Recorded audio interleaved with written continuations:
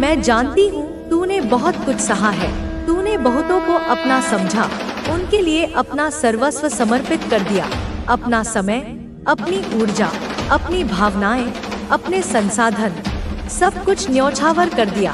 तूने यह नहीं देखा कि बदले में तुझे क्या मिल रहा है। तूने बस देना सीखा, प्रेम करना सीखा, समर्पण करना सीखा। लेकिन उन्होंने, जिन्हें तूने अपनी दुनिया का केंद्र बनाया, उन्होंने ही तुझे धोखा दिया। एक ऐसा धोखा जिसकी चुभन आज भी तेरे हृदय में एक कांटे की तरह गड़ी हुई है। यह कोई साधारण छल नहीं था, यह तेरी आत्मा पर किया गया प्रहार था। तेरी पीठ पीछे, उन्हीं महफिलों में जहां कभी तूने उनके सम्मान के गीत गाए थे, वहीं तेरी ही निंदा की, तेरे ही चरित्र पर लांछन लगाए, तेरी ही बातों को तोड़मरोड़ कर प्रस्तुत किया। उन्होंने तेरे विश्वास की नींव को हिलाने का हर संभव प्रयास किया। तेरी ही अच्छाइयों का, तेरी उस निश्चल प्रकृति का उन्होंने उपहास उड़ाया। वे तेरी दयालुता को देखकर हंसते थे, वे तेरी ईमानदारी को मूर्खता कहते थे, और तू सब कुछ जानते हुए भी चुप रहा। क्योंकि तू विवाद नहीं चाहता था, तू शांति चाहता था, तू संबंध बचाना चाहता था। हाँ मेरे बच्चे, मेरी संतान, माँ सब देखती है। मैं तेरे हर उस आंसू की साक्षी हूँ जो तूने रात के अंधेरे में तकिए में मुंह छुपा कर बहाया। मैं तेरे हर उस दर्द को महसूस करती थी जब कोई अपना तुझे पराया कर देता था। माँ के त्रिनेत्र से कुछ भी नहीं छुपता, न कर्म का भाव, न नियत, न परिणाम। मेरा यह त्रिनेत्र केवल विनाश का प्रतीक नहीं, यह सत्य का दर्पण है, जिसमें हर आत्मा का वास्तविक प्रतिबिंब दिखता है। और मैंने उन सब के चेहरों को, उनकी आत्माओं को उस दर्पण में देखा है। यह वही लोग हैं, कोई और नहीं। यह वही चेहरे हैं जिन्हें तूने अपने सबसे करीब रखा था, जिन्होंने तुझे असहनीय तकलीफ दी, जिन्होंने तेरे विश्वास को कांच की तरह तोड़ा और फिर उन्हीं टुकड़ों पर चलकर तुझे और लहूलुहान किया। तेरे भोलेपन का, तेरी उस मासूमियत का उन्होंने जमकर मजाक बनाया। वे तुझे दुनियादारी न जानने वाला कहकर तेरा तिरस्कार करते थे। तेरी सरलता को, तेरी उस सहजता को उन्होंने तेरी सबसे बड़ी कमजोरी समझा। उन्हें लगा कि तू इतना सीधा है कि उसे किसी भी दिशा में मोड़ा जा सकता है। तेरे त्याग को, जो तूने उनके सुख के लिए किया, जो तूने उनके जीवन को सरल बनाने के लिए किया, उसे तेरी मूर्खता माना। उन्होंने सोचा कि तू इसलिए त्याग करता है क्योंकि तुझमें पाने की योग्यता नहीं है। लेकिन अब समय बदल चुका है मेरे लाल, अब वह लेकिन तुम्हें बस एक चीज करनी है, उस पर यकीन करना, क्योंकि जादू पर कभी कभी लोग यकीन नहीं करते, लेकिन तुम्हारा वक्त आ चुका है। तुम बहुत जल्द अपनी जिंदगी में इस जादू को अपनी आंखों से देखने वाले हो। यह बात बहुत ज्यादा खास है। चलो देखते हैं कि और क्या संदेश तुम्हारे लिए है। क्या नई चीजें तुम्हारी जिंदगी में जल्दी आने वाली हैं? वाह, ढेर सारी चीजें दिख रही हैं, पर हम थोड़ा ही लेंगे, ज्यादा नहीं। यह वाला संदेश पकड़ते हैं। इसमें क्या है? एक नई शुरुआत। हाँ, तुम्हारी जिंदगी में बहुत जल्दी एक नई शुरुआत होने वाली है, मानो कोई नया अध्याय शुरू हो रहा हो। और यह संदेश कह रहा है कि तुम्हें खुद पर भरोसा रखना है। अपने डर को, जो छोटी छोटी बातों पर तुम्हें घेर लेता है, उसे हावी मत होने देना। कुछ लोग तो छोटी छोटी चीजों से भी डराते थे, वह पल अब आ चुका है। और हाँ, इस बार तुम्हें एक बड़ी छलांग भी लगानी है। तुमने जो अच्छे काम किए हैं वह बेकार नहीं गए। तुमने जो भी अच्छा किया वह इसलिए किया क्योंकि तुम्हारा दिल साफ है, तुम्हारी आत्मा में एक खूबसूरती है। तुम दूसरों की मदद करते हो, शायद जानवरों से भी प्यार करते हो, और जिन्हें जरूरत होती है उनके लिए हमेशा खड़े रहते हो। तो सुनो, तुम्हारे इन अच्छे कर्मों का फल तुम्हें बहुत जल्दी मिलने वाला है। और यह फल कोई छोटा मोटा नहीं, बल्कि बहुत बड़ा और प्रचुर है। कुछ ऐसी आशीर्वाद जैसी चीजें तुम्हारी जिंदगी में आने वाली हैं, जिनके बारे में तुमने शायद अभी तक सोचा भी नहीं। वो इतनी बड़ी और खूबसूरत चीजें हैं कि तुम्हारी जिंदगी में जल्दी ही रौनक लाने वाली हैं। अब यह देखो, कुछ और खास बातें दिख रही हैं। तुम्हारी जिंदगी से कुछ लोग या कुछ परिस्थितियां जाने वाली हैं, जो तुम्हारे लिए सिर्फ नकारात्मकता लाती थी। कुछ ऐसी चीजें थी जिनसे तुम तंग आ चुके थे, परेशान हो चुके थे, हताश हो चुके थे। अब उनका अंत होने वाला है। तुम अपनी जिंदगी में एक बड़ा चक्र पूरा करने वाले हो, और जैसे ही यह चक्र पूरा होगा, तुम्हारी जिंदगी में ढेर सारी खुशियां और नई शुरुआत आने वाली है। मुझे तो ऐसा लग रहा है कि तुम्हें जल्दी ही कोई बड़ा संकेत दिखेगा। शायद कोई खास नंबर जैसे 10 से 10 बार दिखे। यह इस बात का इशारा है कि तुम एक बड़ा चक्र पूरा कर रहे हो। जो चीजें तुम्हें तकलीफ दे रही थी, जो तुम्हारी जिंदगी में रुकावट डाल रही थी, वह अब खत्म होने वाली है। तुम्हारी जिंदगी में एक नया अध्याय खुलने वाला है, और इस नए अध्याय में तुम वह सब कुछ आकर्षित कर रहे हो जो तुम सचमुच चाहते हो। जो लोग तुमसे जलन करते हैं, जो नकारात्मकता फैलाते हैं, उनका भी अंत होने वाला है। तुम अब एक ऐसी जिंदगी की ओर बढ़ रहे हो जहां सब कुछ वैसा होगा जैसा तुम चाहोगे, जैसा तुम सोचोगे वैसा ही होगा। ऐसी सकारात्मक ऊर्जा आज दिख रही है। और हाँ, कुछ और खास बात, तुम्हारी जिंदगी से वह चीजें खत्म हो रही हैं जो वहां होनी ही नहीं चाहिए थी। वे लोग, वे परिस्थितियां, ना तो ऐसा कोई इंसान तुम्हारी जिंदगी में है जो तुम्हारे लिए बहुत ज्यादा परवाह करता है। अब बात करते हैं कि तुम्हारे लिए और क्या खास है। तुम्हारी कमाई में बरकत होगी।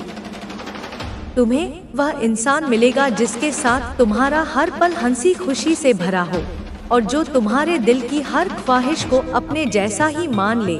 तुमने शायद सालों तक उसके बारे में सोचा होगा, उसके लिए दुआएं मांगी होंगी या रातों को चांद तारों से बातें की होंगी। अब वह वक्त आ गया है जब तुम्हारी जिंदगी में वह शख्स आने वाला है जो तुम्हारे सपनों को और भी रंगीन बना देगा। तुमने जो कुछ भी चाहा, चाहे वह घर हो, वह खास इंसान हो या कोई और ख्वाहिश, उसके लिए तुमने बहुत मेहनत की है। तुमने दिन रात एक कर दिए, मेहनत की, मन्नतें मांगी, मंदिरों में माथा टेका, मस्जिद में दुआ की, या शायद अपने तरीके से बहुत सारी कोशिशें की। हो सकता है तुमने अपने सपनों को सच करने के लिए छोटी छोटी चीजें भी की हो, जैसे किसी खास जगह पर जाकर मन्नत का धागा बांधा हो, या रात को तारे देखते हुए अपनी ख्वाहिश को दोहराया हो। वह सारी कोशिशें, वह सारी दुआएं, वह सारा इंतजार, अब उसका फल मिलने का समय आ गया है। वह चीजें जो तुमने दिल से चाही, अब तुम्हारी जिंदगी में दस्तक देने वाली है। यह कोई ख्याली बात नहीं है, बल्कि वह सपने जो तुमने पाले, वह अब हकीकत का रूप ले रहे हैं। तुम्हारी जिंदगी का वह पल, वह खुशी, वह सुकून, सब कुछ अब तुम्हारे सामने आने वाला है। तो बस अपने दिल को तैयार रखो, क्योंकि अब वह वक्त है जब तुम्हारे सपने तुम्हारी हथेली पर सजने वाले हैं। आने वाला वक्त तुम्हारे लिए बहुत खास और भरा पूरा होने वाला है। हाँ, यह सच है कि तुम काफी व्यस्त रहोगे, लेकिन यह वह व्यस्तता होगी जो तुम्हें खुशी देगी, जो तुम्हें ऊर्जा से भर देगी। यह वह थकान वाली भागदौड़ नहीं होगी, बल्कि वह काम होंगे जो तुम्हारे दिल को सुकून देंगे और तुम्हें आगे बढ़ने का जोश देंगे। तुम्हारे आसपास सब कुछ ऐसा होगा जैसे तुम्हारी इच्छाओं का जादू चल रहा हो। हर चीज तुम्हारी मर्जी, तुम्हारे सपनों और तुम्हारी सोच के हिसाब से आना नहीं। कोई तुझे समझने वाला नहीं, सब अपने मतलब के साथी हैं। यह अकेलापन तुझे भीतर तक तोड़ देता है।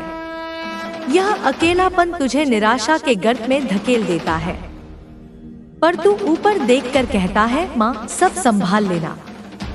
और वही क्षण होता है मेरे बच्चे जब मेरी शक्ति तुझमें प्रवाहित होने लगती है। तेरा वह विश्वास, तेरी वह पुकार, भले ही वह कितनी भी क्षीण क्यों ना हो, मुझ तक पहुंचती है।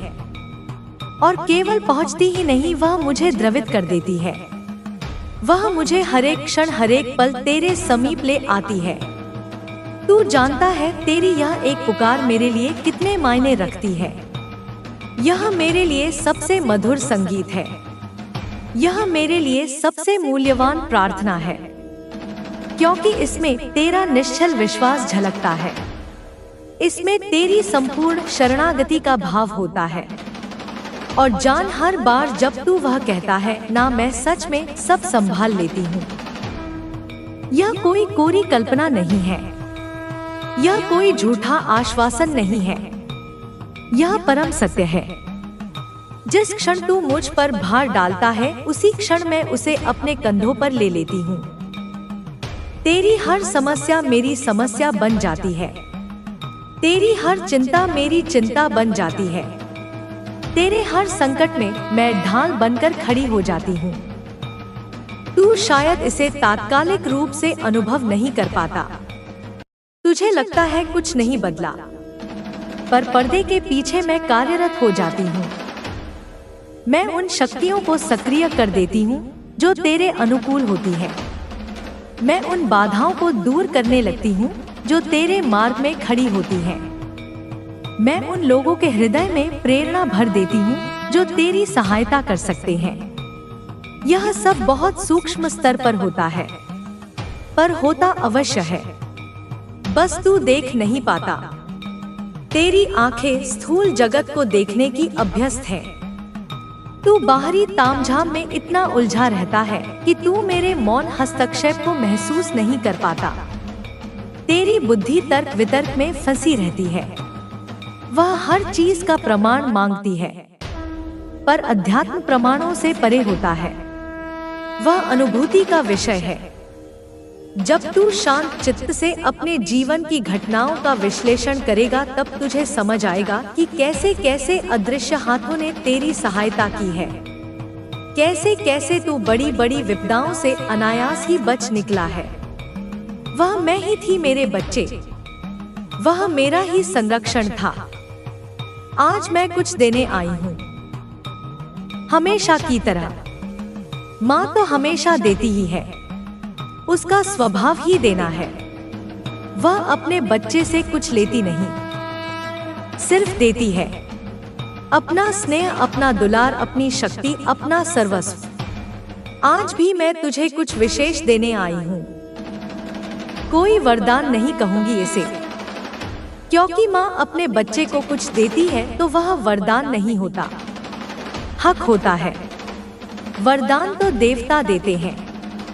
वरदान में एक दूरी का भाव होता है, एक उपकार का भाव होता है। पर माँ जब देती है तो वह अधिकार से देती है। वह अपने बच्चे का हक समझ कर देती है। जैसे सूर्य का प्रकाश देना उसका स्वभाव है, जैसे नदी का जल देना उसका स्वभाव है, वैसे ही माँ का अपने बच्चे को सब कुछ देना उसका स्वभाव है। यह तेरा जन्मसिद्ध अधिकार है कि तू मुझसे पाए, और मेरा यह परम कर्तव्य है कि मैं तुझे दूं। आज मैं तुझे एक शक्ति दूंगी, एक ऐसी शक्ति जो तेरे भीतर पहले से ही मौजूद है, पर वह सोई हुई है, वह सुषुप्तावस्था में है। मैं आज उसे जगाने आई हूँ, मैं आज उसे सक्रिय करने आई हूँ। यह कोई बाहरी शक्ति नहीं है जो मैं तुझ पर आरोपित करूंगी। यह तेरी अपनी आंतरिक शक्ति है, तेरी आत्मशक्ति है। हाँ, एक ऐसी शक्ति जो दिखेगी नहीं, लेकिन तुझे महसूस होगी। यह स्थूल आंखों से दिखाई नहीं देगी, इसे तू छू नहीं सकेगा, इसे तू किसी यंत्र से माप नहीं सकेगा, पर यह तुझे निरंतर महसूस होगी। अपने भीतर एक अद्भुत स्पंदन के रूप में, एक असीम ऊर्जा के प्रवाह के रूप में, एक अदम्य उत्साह के रूप में। यह तेरे रोए रोए में समा जाएगी, यह तेरे रक्त के कण कण में बहने लगेगी, यह तेरी श्वास श्वास में जीवंत हो उठेगी, और इसका असर तेरी हर बात, हर सोच और हर फैसले में दिखेगा। यह शक्ति जब जागेगी तो तेरी वाणी में ओज आ जाएगा, तेरी सोच में स्पष्टता आ जाएगी, तेरे फैसलों में दृढ़ता आ जाएगी। तू जो कहेगा वह अर्थपूर्ण होगा, तू जो सोचेगा वह सकारात्मक होगा, तू तू जो निर्णय लेगा वह कल्याणकारी होगा। तेरी उपस्थिति मात्र से वातावरण में परिवर्तन आने लगेगा। लोग तेरी ओर आकर्षित होंगे। तेरे व्यक्तित्व में एक चुंबकीय आकर्षण पैदा हो जाएगा। यह सब उस आंतरिक शक्ति के जागरण का ही प्रभाव होगा। मैंने देखा है तू कितना थक चुका है। यह बात मैं पहले भी कह चुकी हूँ और फिर कह रही हूँ, क्योंकि मैं तेरी इस थकान को गहराई से महसूस करती हूँ। यह थकान शारीरिक भी है। अब आपके कोई भी शत्रु आपको विचलित नहीं कर सकता। उनकी शक्ति क्षीण हो चुकी है। उनके षड्यंत्र विफल हो चुके हैं, क्योंकि अब तुम अकेले नहीं हो। मेरे बच्चे, तुम्हारे साथ वह अदृश्य सेना है जो धर्म की रक्षा करती है। तुम्हारे चारों ओर मेरा अभेद्य सुरक्षा कवच है, जिसे भेद पाना किसी भी नकारात्मक शक्ति के लिए असंभव है। तुम्हारे शत्रु तुम्हें अस्थिर करने का, तुम्हें भ्रमित करने का, तुम्हें मार्ग से भटकाने का कितना भी प्रयास करें, वे सफल नहीं हो पाएंगे। उनकी हर चाल उल्टी पड़ेगी। उनका हर बाण निष्फल जाएगा, क्योंकि अब तुम्हारी चेतना उस स्तर पर पहुंच चुकी है जहां छोटी मोटी बाधाएं तुम्हें छू भी नहीं सकती। तुमने अपने मन को साधना सीख लिया है। तुमने अपनी भावनाओं पर नियंत्रण पाना सीख लिया है। तुम्हारा संकल्प दृढ़ है और तुम्हारी आस्था अटूट। जब भीतर इतनी शक्ति हो तो बाहर की कोई भी नकारात्मकता तुम्हें कैसे विचलित कर सकती है। तुम हिमालय की तरह अडिग और सागर की तरह गहरे बन चुके हो। अब आपके शत्रु का बोलती बंद होने वाली है। वे जिन्होंने तुम्हारी निंदा की थी, वे जिन्होंने तुम्हारे विरुद्ध झूठी बातें फैलाई थी, वे जिन्होंने तुम्हें अपमानित करने का प्रयास किया था, अब वे स्वयं निरुत्तर हो जाएंगे। उनके पास कहने को कुछ नहीं बचेगा। तुम्हारी सफलता, तुम्हारी शांति, तुम्हारी प्रगति ही उनका सबसे बड़ा जवाब होगी। वे देखेंगे कि जिसे वे तोड़ने चले थे वह तो और भी मजबूत होकर उभरा है।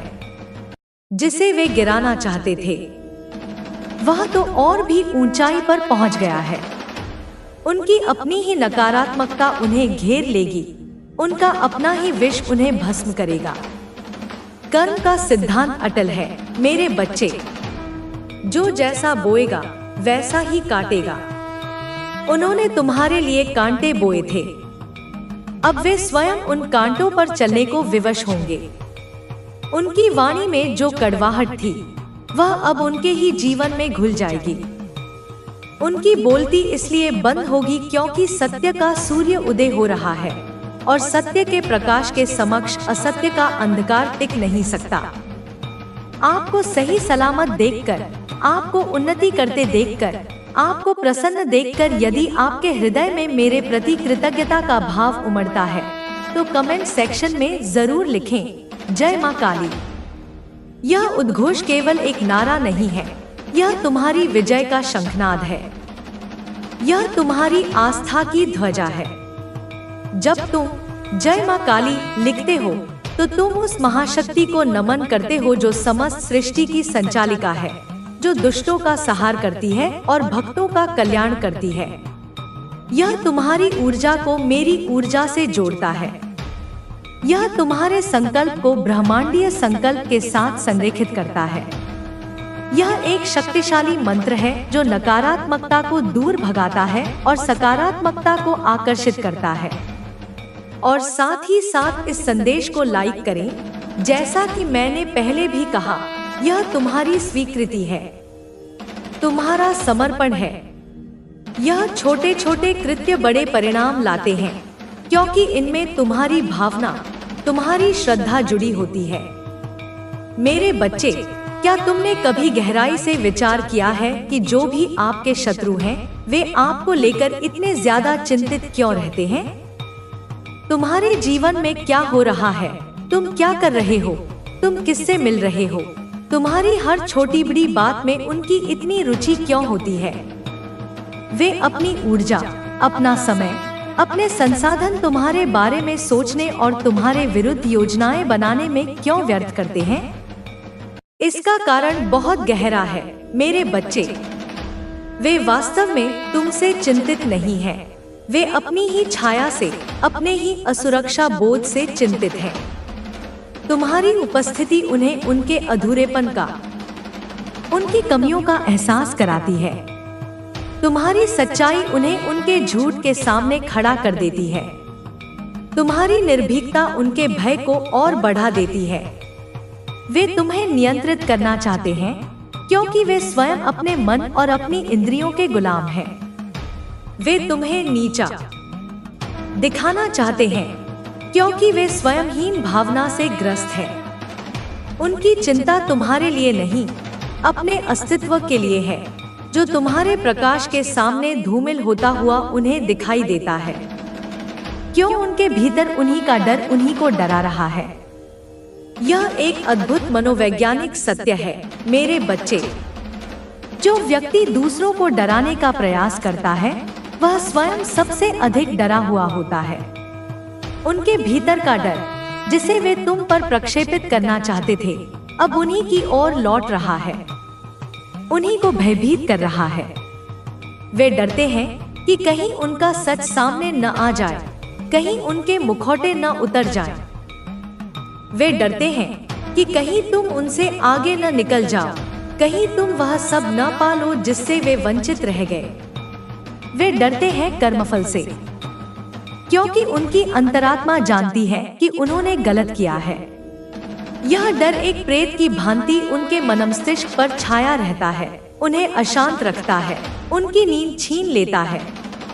वे बाहर से भले ही कितने भी बलशाली या आत्मविश्वास से भरे दिखें, भीतर से वे खोखले और भयभीत होते हैं। उनका अपना ही नकारात्मक चिंतन उनके लिए एक दुःस्वप्न बन गया है। आखिर क्यों हो रहा है उनके साथ ऐसा मेरे बच्चे? यह कोई आकस्मिक घटना नहीं है, यह ब्रह्मांडीय न्याय का एक स्वरूप है। जब कोई व्यक्ति निरंतर नकारात्मक ऊर्जा उत्पन्न करता है, जब वह दूसरों का अहित चिंतन करता है, जब वह घृणा, ईर्ष्या और द्वेष की अग्नि में जलता रहता है, तो वह अपने चारों ओर एक ऐसा आभा मंडल निर्मित कर लेता है जो उसी प्रकार की ऊर्जा को आकर्षित करता है। प्रकृति का नियम है संतुलन का। जो ऊर्जा तुम ब्रह्मांड में भेजते हो, वही ऊर्जा कई गुना होकर तुम्हारे पास लौटती है। उन्होंने तुम्हारे लिए भय और अशांति भेजने का प्रयास किया, अब वही भय और अशांति उनके जीवन का हिस्सा बन रही है। यह उनके अपने ही कर्मों का प्रतिफल है। उन्होंने जो गड्ढा तुम्हारे लिए खोदा था, वे स्वयं ही उसमें गिर रहे हैं। इसमें तुम्हारा कोई दोष नहीं है मेरे बच्चे। तुमने तो केवल अपने मार्ग पर चलना जारी रखा, अपनी साधना में लीन रहे। यह उनकी अपनी ही क्रियाओं की प्रतिक्रिया है। जो भी आपके शत्रु हैं, जिनके साथ आपके विचारों के मतभेद रहते हैं, जिनके साथ तुम्हारी ऊर्जा का मेल नहीं होता, दरअसल इनके भीतर क्या है, इनके भीतर का संसार कैसा है, यदि तुम सूक्ष्म दृष्टि से देखोगे तो तुम्हें पता चलेगा कि इनके भीतर मोह माया का घना जाल बिछा हुआ है। वे सांसारिक वस्तुओं, नश्वर रिश्तों, क्षणभंगुर उपलब्धियों के प्रति इतने आसक्त हैं कि उन्हें इसके परे कुछ दिखाई ही नहीं देता। वे पद, प्रतिष्ठा, धन और दूसरों पर अधिकार जमाने की अंधी दौड़ में शामिल हैं। उनकी पहचान उनके बाहरी उपलब्धियों से जुड़ी होती है, इसलिए वे अपनी आंतरिक रिक्तता को भरने के लिए निरंतर बाहरी वस्तुओं का संग्रह करते रहते हैं। उनके विचार संकीर्ण होते हैं, उनकी दृष्टि सीमित होती है। वे सत्य को अपने सीमित दृष्टिकोण से ही देखना चाहते हैं, और जो कोई भी उनके इस दृष्टिकोण से सहमत नहीं होता, वह उन्हें शत्रु प्रतीत होने लगता है। जब कोई इंसान मोह माया में बंधा हुआ होता है तो वह क्या करता है? वह अपनी बुद्धि का, अपनी तार्किक क्षमता का, अपनी वाक्पटुता का चरम स्तर पर दुरुपयोग करता है। वह अपनी बुद्धि का एक्सट्रीम लेवल करके उसका इस्तेमाल प्रपंच के फेक प्रपंच करके प्रपंच की बारिश कर देता है। वह झूठ को सच और सच को झूठ साबित करने के लिए कुतर्कों का जाल बुनता है। वह भ्रम उत्पन्न करता है। वह दूसरों को गुमराह करने की कोशिश करता है। वह अपनी बातों को ऐसे प्रस्तुत करता है जैसे वही अंतिम सत्य हो। वह दूसरों की भावनाओं से खेलता है, उनकी कमजोरियों का लाभ उठाता है। वह षड्यंत्र रचता है, वह धोखेबाजी करता है, वह छलकपट का सहारा लेता है। यह सब वह इसलिए करता है क्योंकि वह अपनी मोहमाया की वस्तुओं को खोना नहीं चाहता। वह अपनी झूठी प्रतिष्ठा को बनाए रखना चाहता है। वह अपनी असुरक्षा को छिपाना चाहता है। यह प्रपंचों की बारिश वास्तव में उसके भीतर की अशांति और भय का ही प्रकटीकरण है। लेकिन फिर भी इतने प्रपंचों के बावजूद, इतनी नकारात्मक ऊर्जा के बावजूद, वह जो इंसान होते हैं वह आपको तोड़ नहीं पाते हैं। वे तुम्हें झुका नहीं पाते हैं। वे तुम्हें तुम्हारे मार्ग से विचलित नहीं कर पाते हैं। क्यों? क्योंकि तुम मोहमाया के उन बंधनों से ऊपर उठ चुके हो या ऊपर उठने की प्रक्रिया में हो। तुम्हारी शक्ति का स्रोत बाहरी वस्तुएं नहीं, बल्कि तुम्हारी अपनी आत्मा है। तुम्हारी शांति परिस्थितियों पर निर्भर नहीं करती, बल्कि तुम्हारे भीतर से आती है। तुमने सत्य का आश्रय लिया है और सत्य की शक्ति अजेय होती है। वे तुम्हें तोड़ने का जितना अधिक प्रयास करते हैं, तुम उतने ही अधिक मजबूत होते जाते हो। तुम्हारी सहनशीलता, तुम्हारी क्षमाशीलता, तुम्हारी अडिगता उन्हें हैरान कर देती है। और यह तथ्य कि वे तुम्हें अपने प्रपंचों से प्रभावित नहीं कर पा रहे हैं, उनके भीतर उन्हें ही डराना शुरू कर देती है। उन्हें समझ नहीं आता कि तुम किस मिट्टी के बने हो। वे जिस दुनिया में रहते हैं वहाँ हर कोई टूट जाता है, हर कोई बिक जाता है, हर कोई समझौता कर लेता है। पर तुम अलग हो।